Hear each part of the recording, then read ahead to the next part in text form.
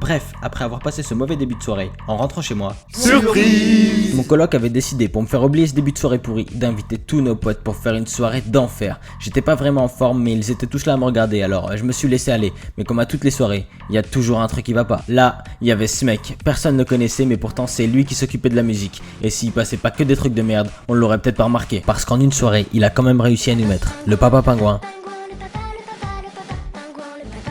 Funny Bear, et là maintenant c'est... Vas-y, viens, on joue au jeu du ni oui ni non. Si tu veux. Attends, c'est quoi déjà cette musique?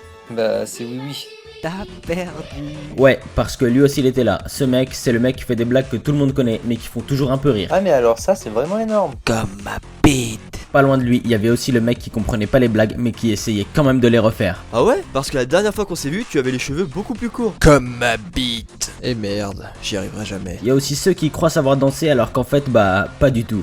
Il y a le mec qui lui se tape des barres à se mettre debout, puis accroupi, puis debout, puis accroupi, et tout ça en rythme avec la chanson. À côté de lui, il y a aussi le mec qui fait tout et n'importe quoi, et qui dit à tout le monde que c'est de la breakdance. Eh les gars, regardez-moi, ça fait 5 ans que je fais de la break. Ah ouais, 5 ans de breakdance? Tu voulais pas plutôt dire 5 jours, oui? Pour pas que le mec soit triste, j'ai décidé de changer de conversation. Eh regardez les gars, il y a un mec allongé derrière le canapé. Ce mec, c'est le mec du dadada. On l'appelle comme ça parce qu'il danse que quand il y a la musique du dadada.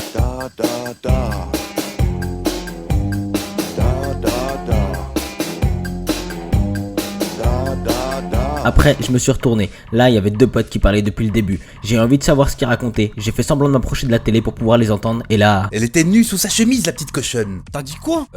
Qu'il fallait que j'économise pour acheter un trombone. Ah ouais?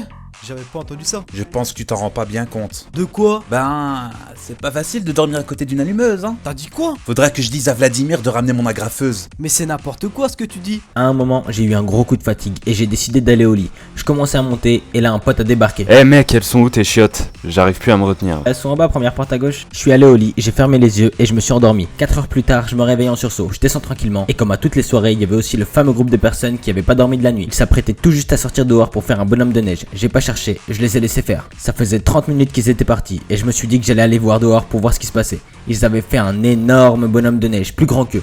Le problème, c'est qu'ils étaient en train de se prendre la tête avec lui. J'ai trouvé ça débile et marrant à la fois. En rentrant, un de mes potes me dit: Ah ouais, merci pour tes toilettes hier, ça m'a bien soulagé. En parlant de ça, je me suis rendu compte que moi aussi, j'avais envie d'y aller. Je suis arrivé aux toilettes et là... Je crois que j'avais jamais vu un truc pareil de toute ma vie. À ce moment-là, j'ai eu envie d'aller le chercher et de lui faire avaler tout ça boulette par boulette. Mais quand je suis rentré, il était déjà parti. Bref, on a tous des potes comme ça. Mais qu'est-ce qui se passe ici? Rien, t'inquiète. Ils ont voulu se battre avec le bonhomme de neige, mais en fait, c'est lui qui a gagné.